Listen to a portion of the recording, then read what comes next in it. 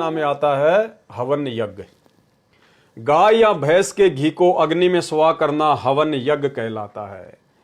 पूर्व के ऋषि तथा वर्तमान में आचार्य तथा ऋषि व संत साधक हवन करने के लिए लकड़ी का प्रयोग करते हैं। यह शास्त्र विधि के विपरीत है।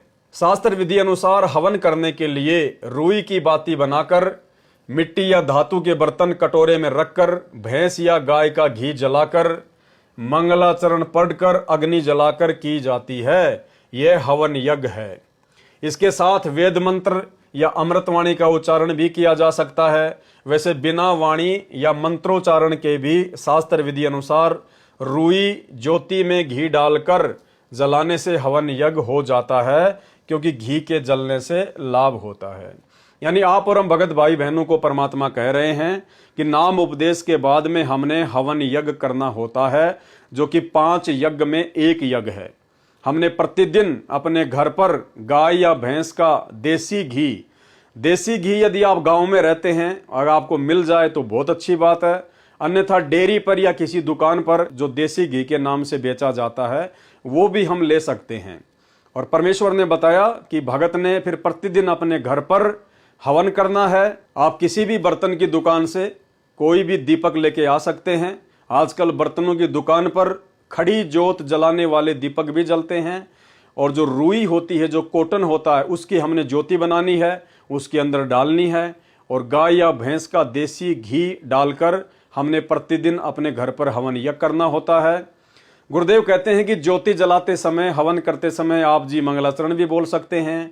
जो मंत्र आपको गुरुदेव भगवान ने दिए हैं आप उनका उच्चारण भी कर सकते हैं, या और भी कोई परमात्मा की वाणी आप जी बोल सकते हैं। नहीं बोलोगे तो भी कोई बात नहीं है। मुख्य घी जलने से जो हवन यज्ञ होता है उससे हमें लाभ मिलना है। शास्त्र विधि अनुसार हवन यज्ञ करने के लिए रुई की बाती बनाकर मिट्टी या धातु के बर्तन कटोरे में रखकर भैंस या गाय का घी जलाकर मंगलाचरण पढ़कर अग्नि जलाकर की जाती है। यह हवन यज्ञ है। इसके साथ वेद मंत्र या अमृतवाणी का उच्चारण भी किया जा सकता है।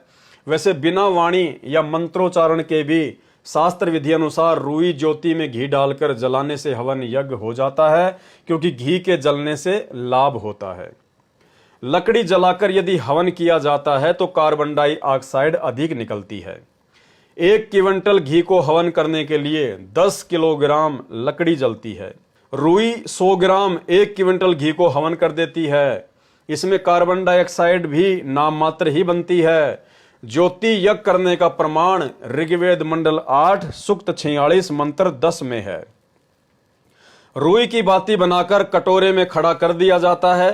फिर घी डालकर मंगलाचरण पढ़ते पढ़ते ज्योति प्रज्वलित की जाती है। यह 2 प्रकार की होती है। देवी देवताओं के उपासक टेढ़ी ज्योति लगाते हैं, यानी देवी देवताओं को जो ज्योत जलाई जाती है, जो हवन किया जाता है, वो खड़ी बत्ती वाला नहीं किया जाता, वो सीधा नहीं होता है, वो तिरछा होता है। वो टेढ़ी ज्योति लगाई जाती है देवी देवताओं को। और पूर्ण परमात्मा की भक्ति में जो हवन यज्ञ किया जाता है, जो आप और हम सभी सतगुरु रामपाल जी परमेश्वर जी के भगत प्रतिदिन करते हैं, हमने खड़ी बत्ती वाला हवन यज्ञ करना होता है। देवी देवताओं के उपासक टेढ़ी ज्योति जलाते हैं। गीता अध्याय 7 श्लोक 12 से 15 तथा 20 से 23 में अन्य देवताओं की पूजा करना व्यर्थ कहा है। यह टेढ़ी ज्योति यज्ञ की परंपरा प्राचीन है। प्रत्येक हिंदू के घर में दोनों समय सुबह और शाम ज्योति यज्ञ किया जाता। यह हवन यज्ञ प्रत्येक के घर में होता था। वर्तमान में 20वीं सदी में कुछ पंथों का उत्थान हुआ। राधा स्वामी पंथ आगरा यूपी से चला है, जिसके प्रवर्तक थे श्री शिवदयाल जी सेठ जी, निवासी पन्नी गली आगरा शहर उत्तर प्रदेश भारत। इसी पंथ की एक शाखा ब्यास नदी के किनारे पंजाब प्रांत में चली है, जिसके संस्थापक थे जयमल सिंह रिटायर्ड फौजी। राधा स्वामी डेरा बाबा जयमल सिंह व्यास से एक शाखा सिरसा शहर हरियाणा में बेगू रोड पर चली, जिसके संस्थापक थे श्री खेमामल जी उर्फ श्री शाह मस्ताना जी महाराज, जिन्होंने पंथ का नाम बदलकर सच्चा सौदा रख दिया तथा धन धन सतगुरु तेरा ही आसरा का नारा प्रचलित किया। इसकी स्थापना सन 1948 में श्री शाह मस्ताना जी के कर कमलों द्वारा की गई थी। इसी की अन्य शाखाएं गंगवा जिला हिसार तथा जगमाल वाली जिला सिरसा, हरियाणा प्रांत में चल रही है। राधा स्वामी पंथ की अन्य शाखाएं जय गुरुदेव पंथ मथुरा में श्री तुलसीदास जी द्वारा चलाया गया। गांव दिनोद जिला भिवानी में श्री ताराचंद जी द्वारा चलाया गया। ये सब 20वीं शताब्दी में पनपे हैं, लगभग पूरे भारतवर्ष में फैल चुके हैं।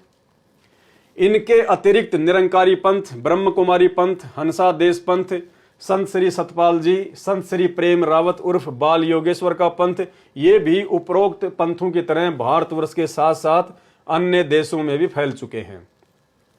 उपरोक्त पंथों ने सत्य भक्ति अर्थात शास्त्रोक्त साधना का नामो निशान मिटा दिया।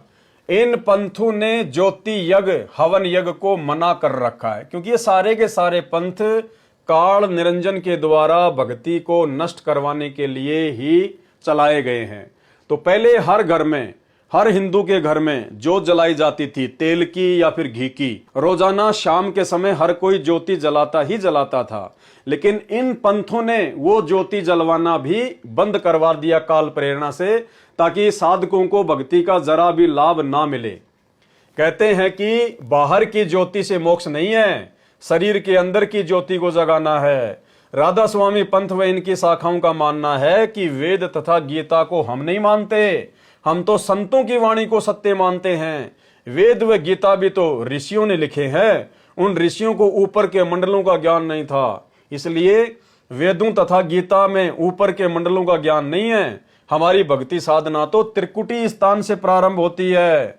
हमारे संत श्री शिवदयाल से पहले किसी को भी ऊपर के रूहानी मंडलों की चढ़ाई व साधना का ज्ञान नहीं था। श्री शिवदयाल सिंह सेठ महाराज राधा स्वामी का ज्ञान व सत्संग वचनों का संग्रह पुस्तक सार वचन कार्तिक राधा स्वामी नाम की पुस्तक में लिखे हैं। ज्ञान इस प्रकार है, सबसे ऊपर राधा स्वामी धाम है, यही सच्चे साहिब का नाम है। इससे 2 स्थान नीचे सतनाम का स्थान है।